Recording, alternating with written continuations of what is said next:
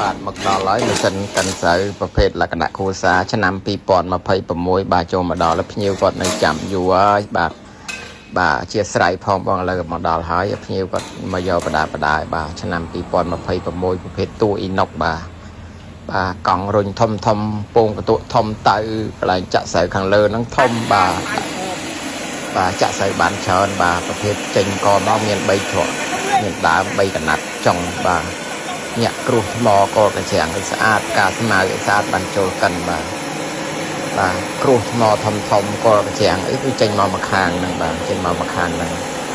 ហើយចំណែកផ្កាស្មៅគឺ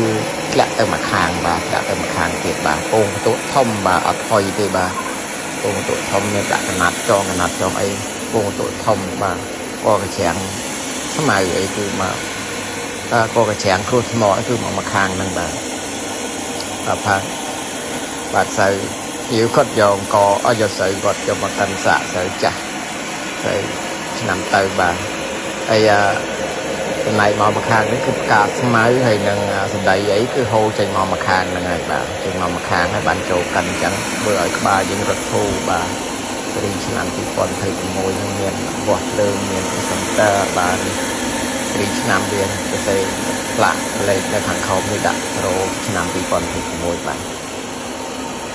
ងាយស្រួលប្រើកង់ធំបាទកង់ធំបាទព្រីផែនចេញទុកឲ្យមួយឈុតទាំងសុំទាំងអីបាទអស់ហ្មងក៏ចេញទៅស្អាតបាទលូនស្អាតស្រូវចាស់គាត់យកមកកិនសាកមើលបាទ